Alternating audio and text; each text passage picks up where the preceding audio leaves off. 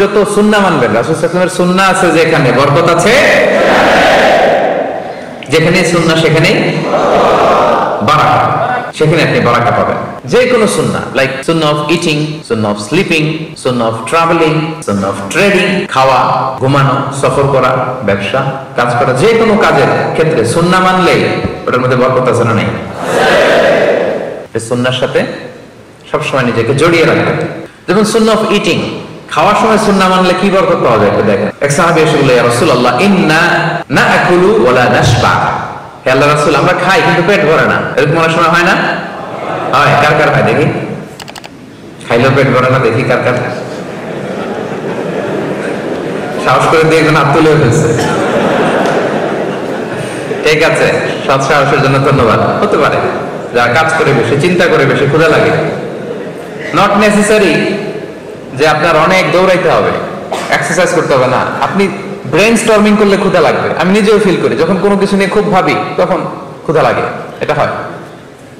তো সাহাবীরা কি চিন্তা করেন, কি সিম্পলিস্টিক লাইফ লিড করতো। মনে যা আসছে নবীরে বলে ফেলছে, এ রাসূলুল্লাহ, ইন্না নাআকুলু ওয়া লা নাশবা। রাসূল, আমরা খাই কিন্তু পেট ভরে না। পেট ভরে না কেন? তো রাসূল সাল্লাল্লাহু আলাইহি ওয়াসাল্লাম দেখেন কি বলে। রাসূল সাল্লাল্লাহু আলাইহি ওয়াসাল্লাম বললেন, লাআল্লাকুম তাআকুলুনা মুতাফাররিকিন। মনে হয় তোমরা একা একা খাও, একসাথে খাও না। মনে হয় তুমি একা একা খাও, মেবি ইউ ইট অ্যালোন, একসাথে মনে হয় খাও না।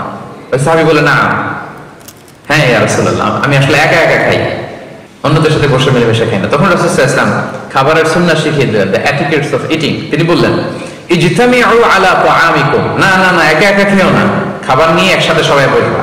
ওয়াযকুরু ইসমাল্লাহি আলাইহি, খাওয়ার আগে বিসমিল্লাহ বলবা। ফাইন্নাহু ইউবারাকু ফি, তাহলে তোমাদের খাবারে বরকত ঢুকায় দেওয়া হবে। এবার বুঝছেন সুন্নাহ মানলে কিভাবে বরকত পাওয়া যায়? দেখেন খাওয়ার ক্ষেত্রে আরো রাসূল সাল্লাল্লাহু আলাইহি ওয়াসাল্লাম কি ইনস্ট্রাকশন দিয়েছেন। তিনি বলেছেন, আহাব্বু তাআমি ইলাল্লাহি মা কাসরাত আলাইহিল আইদি, আল্লাহর কাছে সবচেয়ে প্রিয় খাবার ওইটা যে খাবারে অনেকগুলো হাত পড়ে। এক প্লেট নিয়ে শুধু এক হাত দিয়ে খাচ্ছেন, এটা আল্লাহর কাছে পছন্দ না।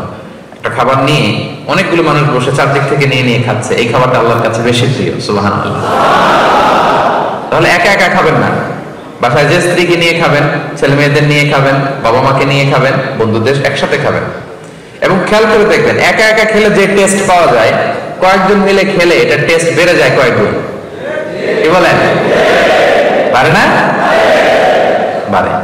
দেখবেন, খেয়াল করে দেখবেন, তাহলে বেশি বরকত। আবার রাসূল সাল্লাল্লাহু আলাইহি ওয়াসাল্লাম বলেছেন আরেকটা এটিকেট শুনেন, আল বারাকাতু তানজিলু ওয়াসাতাত তাআম, খাবারে বরকত নাজিল হয় একেবারে মিডলে, মাঝখানে। এক প্লেট খাবার, মাঝখানে বরকতটা আগে নাজিল হয়, সেখান থেকে ছড়ায়। ফাকুলু মিন হাফিয়াতি, তোমরা চারিপাশ থেকে খাও, মাঝখান থেকে নিও না। ওয়ালা তাকুলু মিন ওয়াসাতি, মাঝখান থেকে উঠাবে না। তাহলে লেটস সে বিরিয়ানি আনা হলো এক বোল, আপনি যখন ডিস্ট্রিবিউট করবেন বা খাবেন, আপনি এক পাশ থেকে শুরু করবেন, করতে করতে করতে করতে মাঝখানে যাবেন। অনেকে একবার মাঝখান থেকে দেয়া শুরু করে, না, বরকত নামে ওই জায়গায়, ওইটাই যদি একজনকে দিয়ে দেন তো বাকিরা বরকত পাওয়া লাগবে না? হ্যাঁ, তাহলে বুঝে শুনে না? আচ্ছা, মাশাআল্লাহ, তো বুঝতেছেন। আরো কি বলেছেন রাসূল সাল্লাল্লাহু আলাইহি ওয়াসাল্লাম, তুআমুল ওয়াহিদি ইয়াকফিল ইসনাইন। দেখেন আমাদের ইসলামিক ভ্রাতৃত্ববোধ কত সুন্দর। একজনের খাবার দুইজনের হয়ে যায়, রাসূল সাল্লাল্লাহু আলাইহি ওয়াসাল্লাম বলেছেন। তুআমুল ইসনাইনি ইয়াকফিল আরবাআ, দুজনের খাবার চারজনের হয়ে যায়। তুআমুল আরবাআ ইয়াকফিল আস-সামানিয়া, চারজনের খাবার আটজনের হয়ে যায়। এটা আমাদের ভ্রাতৃত্ববোধ। একটা বঙ্কুস চাইলে দুজনে খাওয়া যায় না? কথা কন না কেন? নাসি গোরেং আয়াম, মজা করে খাইয়াম।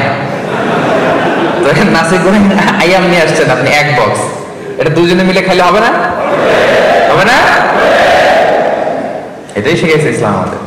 আনলাম, তুমি একটু আমি একটু ভাগ করে হয়ে গেছে খাবার। দুইজনের খাবার চারজন শেয়ার করা যায়, রাসূল সাল্লাল্লাহু আলাইহি ওয়াসাল্লাম বলেছেন। চারজনের খাবার আটজন শেয়ার করা যায়। আলহামদুলিল্লাহ পড়ে। কি সুন্দর এটিকেটস তিনি আমাদেরকে শিখিয়েছেন। তাহলে আমরা জানলাম, এটা তো শুধু খাওয়ার ক্ষেত্রে আমি বললাম, এরকম সব কিছুর ক্ষেত্রে রাসূল সাল্লাল্লাহু আলাইহি ওয়াসাল্লামের সুন্নাহ আছে না? ফলোইং সুন্নাহ, সুন্নাহ মানলেই বরকত নেমে আসবে।